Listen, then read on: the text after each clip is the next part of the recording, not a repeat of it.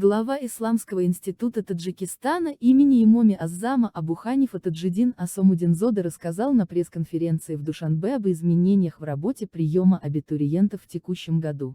Так, он заявил, что в 2021 институт не планирует прием девушек-студенток.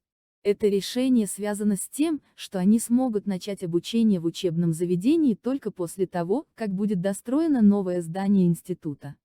По словам Асомудинзоды, новое здание вуза будет соответствовать мировым стандартам и располагать соответствующими учебными корпусами как для девушек, так и для молодых людей.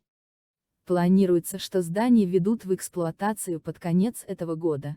Отметим, что на сегодняшний день в стенах Исламского института обучаются 879 студентов. Известно, что по итогам зимней сессии из института были исключены 23 студента, все по разным причинам.